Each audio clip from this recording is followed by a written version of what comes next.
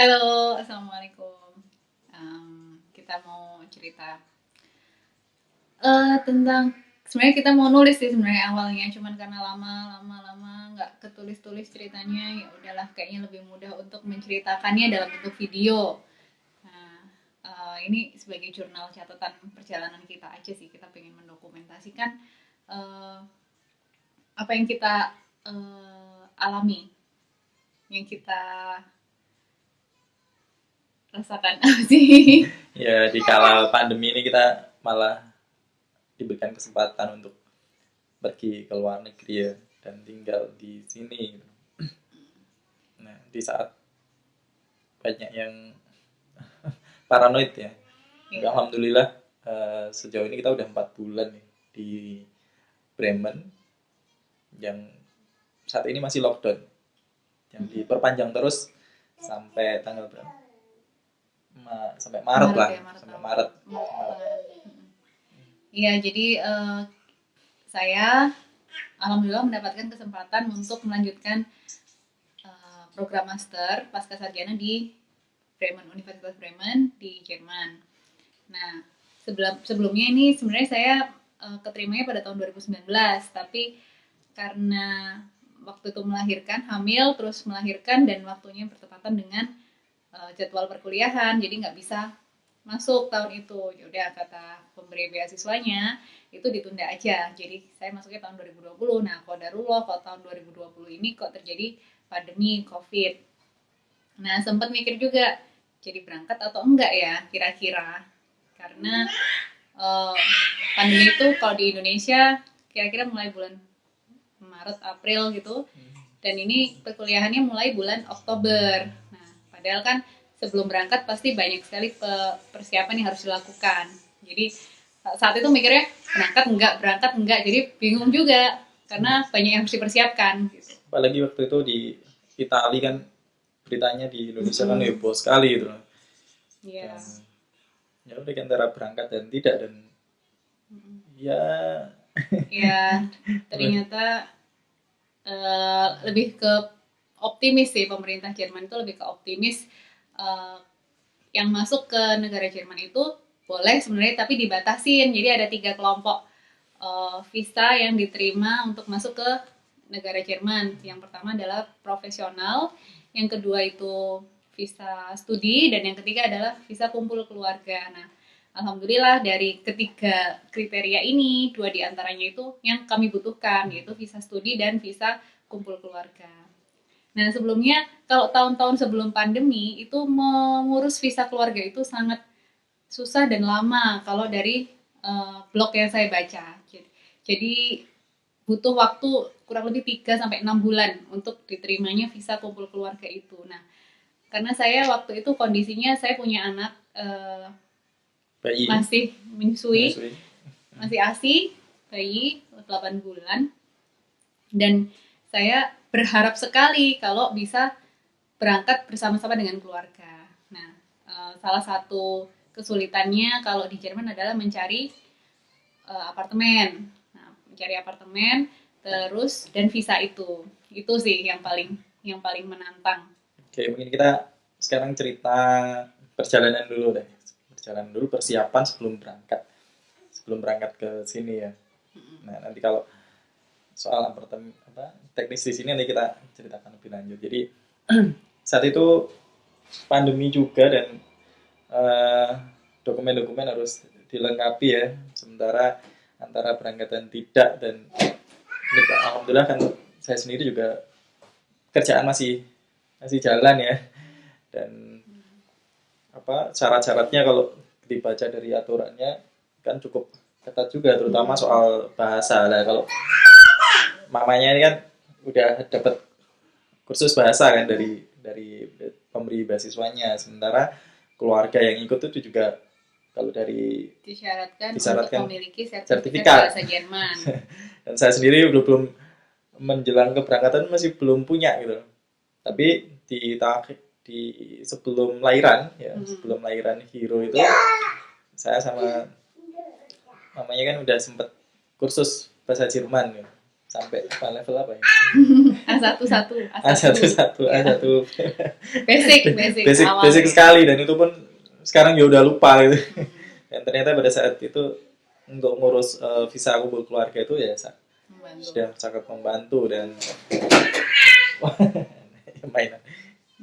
Ya itu. Jadi bulan Mei karena keberangkatan bulan Oktober ya, jadi sebelumnya itu sekitar bulan Mei itu sudah mulai pre-departure course, itu pun dilaksanakan secara online. Jadi saya sesama penerima beasiswa itu tahunnya juga dari nggak pernah ketemu, tapi cuman ketemu virtual aja, nggak pernah ketemu langsung. Itu bulan Mei. Terus kebetulan bulan Juli itu ada saudara yang menikah di Jakarta, saudara sepupu menikah di Jakarta. Ya udah momennya pas buat ini, saya sekalian ngurus visa aja, visa studi karena lebih mudah daripada visa kumpul keluarga. Jadi saya dulukan visa studinya, paling nggak ada satu checklist yang udah selesai gitu ya, biar nggak kepikiran. Jadi bulan Juli itu tanggal 27 Juli kita bikin janji temu. Alhamdulillah pas pandemi ini janji temu di kedutaan itu banyak, jadi slotnya banyak karena untuk turis, visa turis dan visa yang lain selain yang 3 saya sebutkan tadi itu nggak ada. Jadi mudah lah, banyak slot kosong untuk yang ngurus visa. Nah, tanggal 27 Juli itu saya masukkan berkas lengkap dan gratis untuk ngurus visa studi, dan 3 hari sudah jadi visanya. Nah, karena saya nggak tahu kalau 3 hari udah jadi, waktu itu kita tinggal pulang ya. Ya udah, karena kita perjalanan via darat, terus kita udah cukup lama di Jakarta. Nah, selain ngurus visa studi saya, sekalian karena lagi di Jakarta kita sekalian ngurus legalisir akte dan buku nikah, yang pokoknya syarat-syarat yang dibutuhkan untuk mengurus visa kumpul keluarga. Jadi sekalian kita bikin gitu. Terus ke Kementerian Agama ya, kantor Kementerian Agama itu cepat ya. Kemudian Kementerian Dalam Negeri, Kemenkumham. Ya, itu macet ya situ ya. Kemenkumham sebenarnya udah bisa kalau dari website kita ada ini ya, ada yang untuk aplikasinya lewat Android lewat aplikasi gitu atau web. Yang kami kira tinggal ngambil aja, ternyata sholat ya. Sholat. Coba ada sholat ya. Allahu Akbar. Dan ternyata karena pandemi ini pada saat kita mau ngambil itu ternyata nggak diterima. Jadi harus diposkan. Ternyata diposkan ke kantor satunya lagi, terus nanti akan diposkan ke rumah. Akhirnya kita tertunda ya, waktu mau mendaftar legalisir di Kementerian Luar Negerinya. Gitu. Setelah dapat, kita kemudian daftar online ya di Kementerian legalisir di Kementerian Luar Negeri. Baru ke kedutaan. Jadi banyak step untuk legalisir dokumen untuk visa kumpul keluarga. Nah, setelah itu pas pulang itu kita ada, tapi paspornya udah saya masukkan ke kedutaan di Jakarta, jadi tinggal konfirmasi aja dikirim ke Surabaya gitu. Jadi saya tinggal ngambil di kedutaan di Surabaya. Nah, itu bulan Juli, Agustus.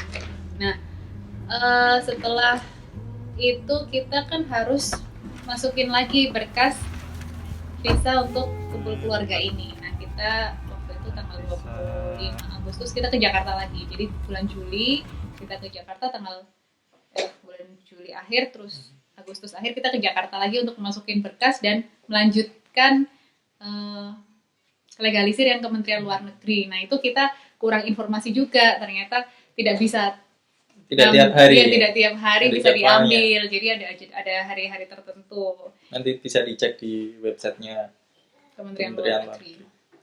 Gitu. Tapi akhirnya kita dapat. Terus setelah itu langkah selanjutnya itu legalisir di kedutaan Jerman. Nah, di sini kita ada sedikit masalah karena perubahan regulasi akte kelahiran anak setelah bulan Juli 2020. Ya, tetap untuk anak kedua ya. Jadi di bulan Juli itu sebenarnya kita udah ngurus akte akte ya, aktenya anak, tapi aktenya tuh salah, salah penulisan namanya. Saat itu masih pakai blanko dan format yang lama, dan ternyata setelah itu ada perubahan, blanko yang ada hologramnya itu diganti dengan kertas HVS biasa. Nah, kemudian tanda tangannya itu bukan tanda tangan basah lagi, tapi pakai barcode gitu. Nah, perubahan itu yang belum bisa diterima di sistemnya pemerintahan federal Jerman. Akhirnya legalisir untuk anak kedua itu ditolak. Gitu. Padahal kita tahu kan aturan syarat-syarat untuk pengajuan itu harus lengkap kan, pengajuan visa itu. Nah, kita udah nego-nego tuh sama petugasnya yang di kedutaan Jerman, tapi ya mereka gimana ya bisa berbuat banyak gitu loh. Terus ya memang aturan tetap aturan, dan di pemerintahan federal Jerman kan nggak bisa merubah secepat itu perubahan peraturan di mereka. Ya kita sempat agak stres ya stres juga. Terus kita datang ke Kementerian Dalam Negeri minta apa bisa dibuatkan diprintkan lagi di blanko dan keluar blanko yang lama, dan keluarga di Gresik juga datang ke Dispenduk Capil, Pak bisa gitu, katanya blankonya udah ditarik. Sebenarnya kalau tanda tangan dari tinta basah diganti barcode itu masih bisa, udah ada pengecualian lah, tidak dilegalisir, tapi tidak nanti dari pihak kedutaan Jerman akan memberikan legalisirnya tuh tulisannya tidak diragukan keasliannya berbeda. Nah, saat blankonya diganti itu yang mereka udah benar-benar nggak bisa tuh. Tapi ya udah, karena kita udah punya janji temu nih dengan kedutaan Jerman, apa yang kita punya waktu itu, dokumen yang lengkap itu kecuali legalisir akte kelahirannya anak kedua itu, kita submit ke mereka. Terus ada yang kurang itu ada note ya, nanti yang kurang akan dilengkapi. Tapi setelah kita coba kemana-mana ya ternyata nggak bisa. Oh ya, kita submit itu belum ada legalisir, belum Kementerian Luar Negeri belum ada, kemudian legalisir dari kedutaan Jerman juga belum gitu. Tapi kita submit dulu dan mereka deg-degan juga awalnya, gimana ya jadi masuk nggak nih, jadi kita malam sebelum itu pusing juga kita, jadi masukin berkas atau enggak nih, berkasnya nggak lengkap, padahal di kedutaan Jerman ngurusin visa itu wah pokoknya harus lengkap lah, mereka dokumen tuh harus ini. Dan oh ya, ada cerita juga waktu di Kementerian Dalam Negeri itu kan ditemuin pegawainya ya kasihan juga sih pegawainya itu. Ternyata bukan saya aja yang datang untuk menemui, ada banyak gitu, dan mereka yang datang ke sana tuh marah-marah gitu. Marah-marah ke pegawainya itu, tapi ya kasihan. Ya saya bilang ya gimana ya, mau marah kayak apa juga nggak bisa, tapi memang perubahan itu. Tapi ya Mbak Yo, sebelum buat bikin perubahan itu ternyata runtutannya tuh panjang gitu loh kan. Warga Indonesia itu nggak hanya tinggal di dalam negeri tapi juga keluar, dan ya itu mungkin ke depan buat semua pihak lah ya, kalau mau buat perubahan peraturan itu alangkah baiknya kalau dipetakan juga nanti dampaknya kemana saja untuk warga negaranya, apalagi dokumen kependudukan ya. Dokumen kependudukan, dan ya sempat ketemu dengan teman di Gresik juga yang di pemerintahan juga agak melihat itu jadi suatu hal yang aneh. Mungkin niatnya baik untuk memudahkan digitalisasi, memudahkan dengan digitalisasi, tapi tidak semua negara kan mempunyai kebijakan yang sama. Apalagi di Jerman ini ternyata setelah kita sampai di sini, mereka yang negara kertas gitu, semuanya kan pakai kertas, mereka juga masih menggunakan pos dan lain-lain. Itu perubahan yang ada di negara kita tidak serta-merta langsung bisa diterima. Oke. Terus lanjut itu setelah kita submit dokumen, besoknya kita udah dapat ya. Tapi pas janji temu interview itu welcome sih ya orangnya. Ya, alhamdulillah. Mungkin karena dapat beasiswanya dari DAAD ya. Saya nggak tahu kalau yang dari Siswa lain. beasiswa lain atau urusan yang lain, tapi karena ini DAAD dan apa di situ juga biasanya ada ini ya apa tabungan yang ditahan itu Apa sih namanya?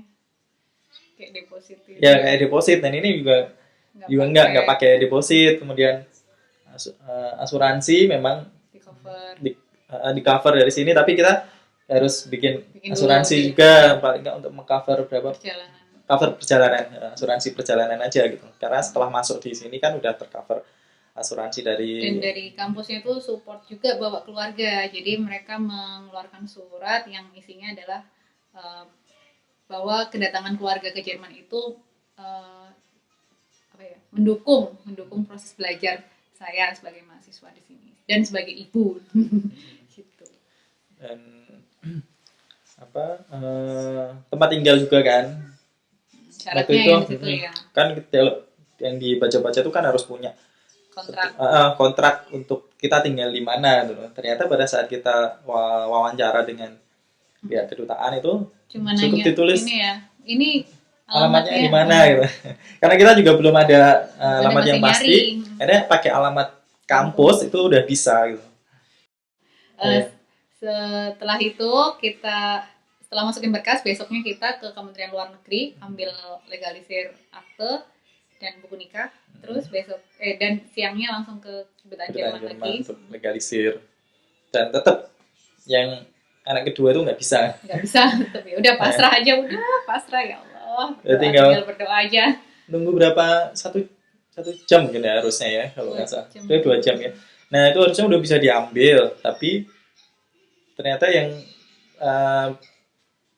pejabat yang berwenang itu sedang makan di luar ya, dan baliknya ke kantor itu agak lama. Sementara ada batasan waktunya kan yang di pihak loketnya visa.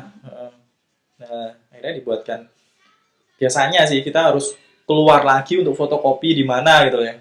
Karena alhamdulillah itu dari pihak dibantu, jadi sekalian difotokopikan di dalam gitu loh. Dari dokumen kan lumayan juga di Geraha Mandiri itu kalau jalan ya. Lumayan mondar mandir. Terus setelah di fotokopi dan itu pun langsung berkasnya dibawain sama loket yang tugas legalisir. Dan nyampe sana udah ternyata akte legalisirnya Hero itu nggak ditanyakan gitu loh, udah diterima aja, dan cuma bilang nanti akan dikabari lagi kalau ada yang kurang. Gitu. Ya udah, terus ya kita pulang aja. Tinggal berdoa. Ternyata selang seminggu ya, kalau nggak salah seminggu, didapat email kalau sudah bisa diambil. Nah sayangnya kita kemarin nggak bilang kalau kita tinggalnya di Gresik. Paspornya bisa ditinggal harusnya. Iya, ya udahlah. Okay. Dan saya sempat konfirmasi lagi. Ini untuk semuanya. Iya, apa cuma 2 orang? Ada 2 orang. Gitu. Ayah dan anak pertama. Yang kedua kan karena bekasnya kurang lengkap, jadi kita nggak yakin juga nih anak dapat visa juga nggak gitu. Kalau nggak dapat gimana? Masih kepikiran juga, terus ya ternyata dapat juga ya. Dan dijawabnya untuk keluarga bapak. Iya. Nah ini masih ragu juga ini.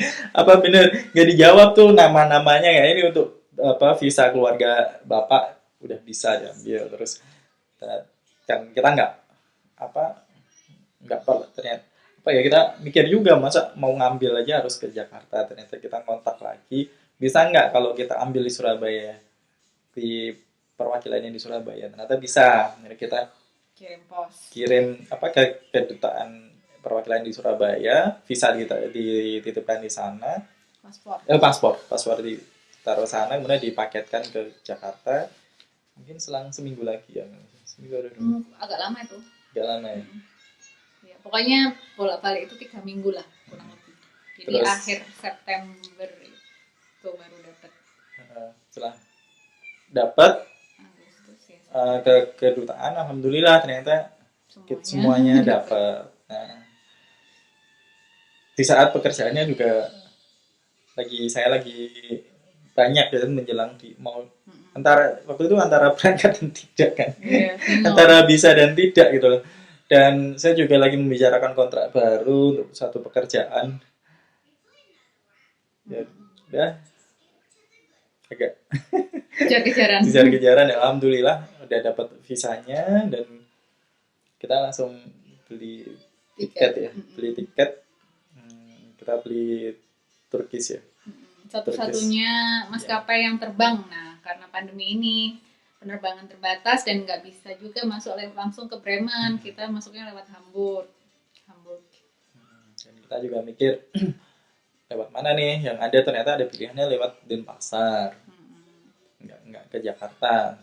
Terus kita pilih yang ke Denpasar awalnya terus itu drama juga, jadi udah kita persiapan yang lain lah, dan terus pakaiannya biasanya di Indonesia untuk yang tempat panas ya, tipis-tipis ya, kita menyesuaikan juga untuk yang di sini.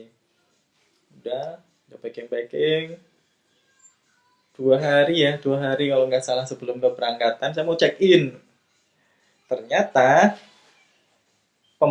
penerbangannya dari Denpasar itu dibatalkan dan saya baru tahu setelah check in itu. Padahal udah dari lama ya. Padahal udah dari lama sebenarnya dapat email dan saya nggak ngeh tuh kalau ada email pemberitahuan pembatalan. Kemudian ya udah mau nggak mau kan kita tetap harus berangkat tuh tanggal 2 tanggal 2 Oktober.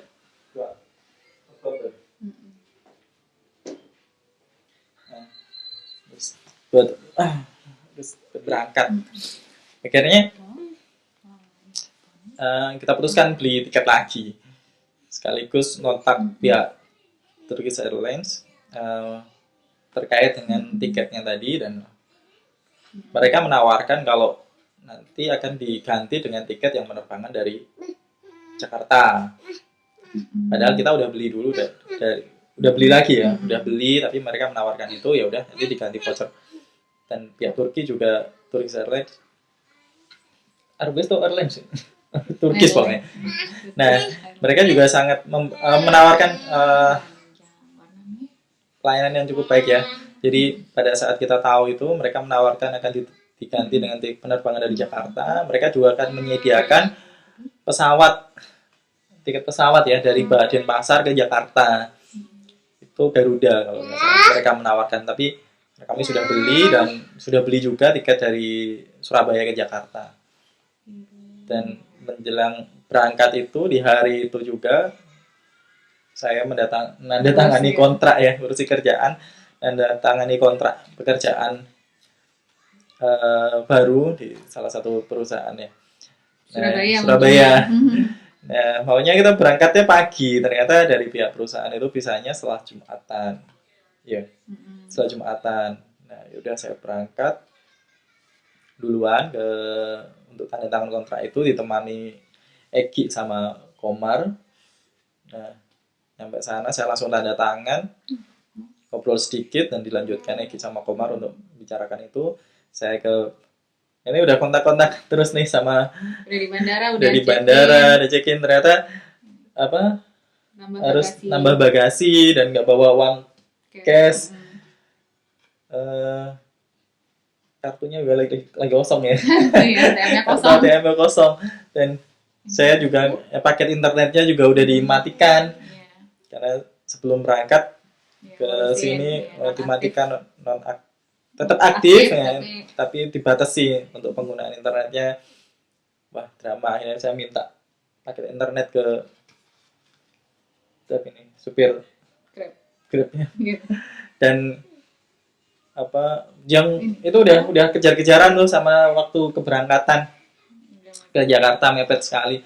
Dan sama ini juga sempet udah mau cepet-cepetan, ternyata bapaknya tuh kartu tolnya tuh kosong juga.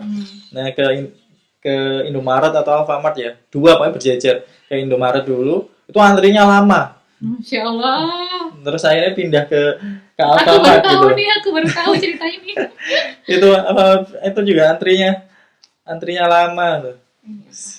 Wis sempet deg-degan pokoknya. Udah nyampe, ada keluarga juga yang udah nemenin di bandara, ada keluarga Gresik sama keluarga dari Tuban juga yang pengennya sempat ngobrol-ngobrol, ternyata nggak sempet, cuman foto beberapa kali foto sih langsung kejar-kejaran dan lari-larian. Itu panggilan terakhir juga ya di pesawat itu. Panggilan terakhir akhirnya nyampe Jakarta. Udah nyampe Jakarta udah sedikit tenang lah. Iya. Nungguin uang aja. Oh iya, kita juga masih harus tuker uang euro nih sebelum sini, karena kita baca itu kalau narik kan belum tahu ya, narik kontraknya perlu banyak uang di awal kan, deposit untuk rumah gitu. Dan kita belum punya akun bank Jerman, jadi ya udah kita bawa aja dari Indonesia biar lebih mudah gitu. Nah itu dibantu juga sama saudara, ya Allah, Brian sama Putri sama Olga yang udah dateng ke bandara. Kita sempat makan malam dulu dan panggilan terakhir juga. Terus santai-santai tuh mau ke ternyata udah panggilan terakhir ke pesawatnya. Alhamdulillah. Jam berapa kita naik? Jam 8. Jam 8. Jam 8 apa jam 9? Alhamdulillah. Jam 3 pagi nyampe Istanbul. Jam 3 jam 4. Oh iya, ada lagi waktu check in. Kita tuh waktu berangkat udah siapkan koper besar kan 2, kita bisa masukkan ke bagasi, dan 2 koper kecil di kabin biar kita segala kebutuhan, terutama buat anak-anak itu udah mainan ganti popok. Siapa yang duduk situ? Ah? Nah, ini lompat lagi nih ceritanya. Jadi kan udah cerita sampai berangkat nih. Yang sebelum berangkat pada saat check in itu ternyata kita baru tahu juga kalau nggak boleh bawa koper cuman handbag aja maksimal handbag di kabin. Padahal kita nggak bawa tas apapun, udah masuk koper.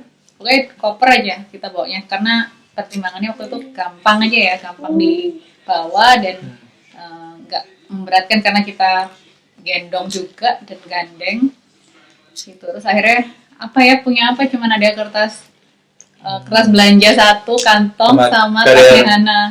Karena juga keluarin buat itu ya, elektroniknya lumayan berat kan, ada 2 laptop, ada kamera besar. Ya udah itu akhirnya bawa. Jadi tentengan banyak akhirnya, tapi ya udahlah. Kita di Istanbul juga ketemu sama Mas Yuda sama istrinya. Kita dibantuin waktu kita satu pesawat ya dari Istanbul. Oh iya, jadi pesawat kita itu dari Jakarta ke Istanbul dulu, transit, terus berganti pesawat dari Istanbul ke Hamburg, ketemu Mas Yuda sama istri dan ketemu sama ibunya Mbak Panda. Terus itu pagi hari ya.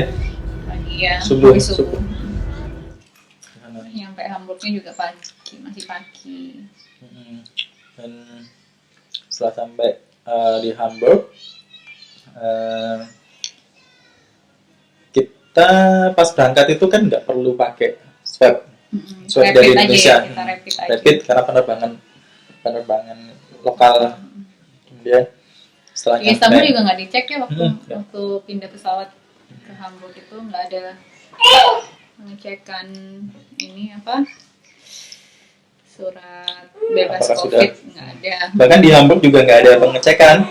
Ya waktu datang juga nggak ada pengecekan gitu. Cuma mengisi formulir sama kayak di bandara di Indonesia ya. Jadi ngisi formulir dari mana, apakah merasakan gejala, itu sebatas itu aja. Tapi tidak ada pengecekan bebas dari COVID. Terus kita ikut Mas Yuda ya, Mas Yuda cerita kalau ada fasilitas swab, tes swab di bandara, dan itu tidak semua penumpang wajib ke sana, enggak. Tapi kayaknya sukarela deh. Kita mau apa enggak gitu. Nah, setelah itu kita ngikut aja ke sana biar nyampe sini kan kita nggak perlu tes swab lagi, nggak bingung. Tesnya di mana nggak ngerti kan. Dan yang tes saya, suami sama Hana, anak pertama, bayi enggak. Udah. Baru Terus pertama kali tuh dicolok, tapi nggak terasa tuh kata orang-orang. aku terasa Hidung gue lebih besar ya. mungkin. Ini kayak gitu pendek kan apa sih? Gampang. harusnya tuh cepet ya hasilnya kayaknya ya, cuman karena kita hilang, ya Allah, kita kan nginep Jadi kita dapat formulir barcode, ya tinggal di scan di barcode-nya, nanti kita positif apa negatif. Ternyata ketelisut ya, barangnya banyak. Kita awal-awal nginep di hotel dulu beberapa hari. di bandara kita. Oh ya, Kan bawa barang banyak, dan alhamdulillah, terima kasih Mbak Tias. alhamdulillah dibantu dijemput di banget sama Mbak bandara Hamburg. Mbak Tias ada urusan juga ke Bremen ya, terus ngambilin. Kita yang nggak ada bayangan kita sampai Hamburg mau naik apa ke Bremen ya. Di tiketnya gimana nggak tahu. Sama Mbak Tias akhirnya kita ditemenin, kita naik kereta bareng-bareng, dibantuin, nemenin Hana bawa koper, masya Allah. Beliin popcorn Hana. Iya. Akhirnya nyampe juga kita sore ya, nyampe di jam 4, nyampe di Hotel stasiunnya Hauptbahnhof. Oh iya, Hauptbahnhof. Kita ke hotel. Hotelnya sebenarnya dekat sama stasiun, tapi bawa barang banyak dan masih lumayan. Naik tram. Naik tram ya? Naik Bis tram. nggak sih? Nggak bis 2000 Bis ya? itu. Naik bis. Dan tentunya nyampe situ foto-foto dulu. Di mana? Di Hauptbahnhof. Sebentar. Iya.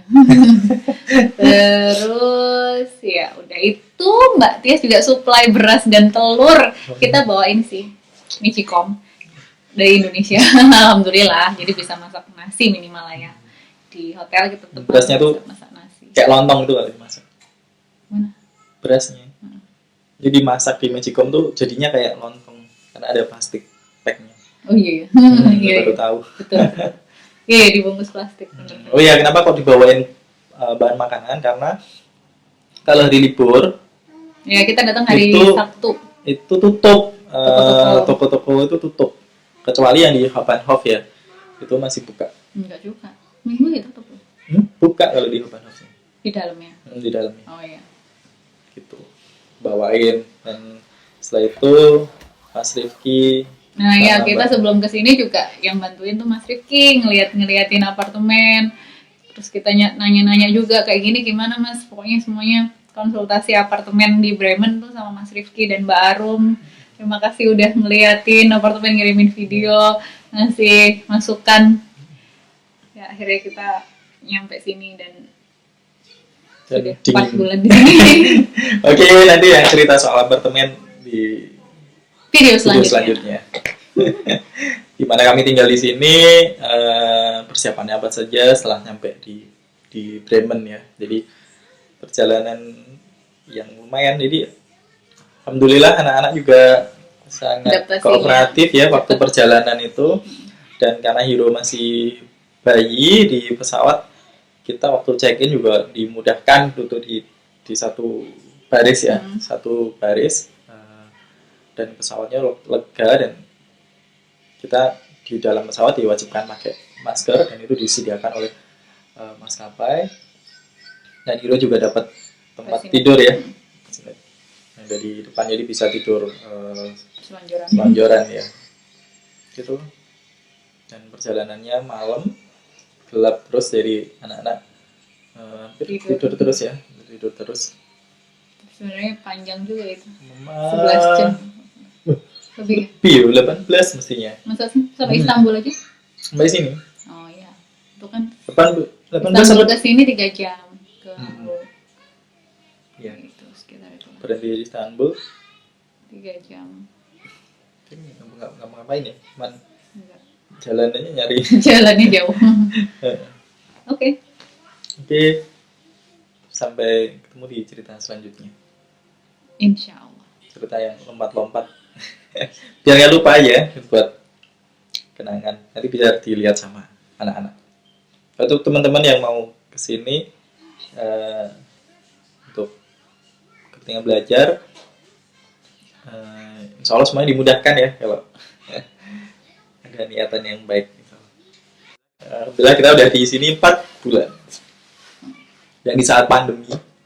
Oke. Assalamualaikum warahmatullahi wabarakatuh.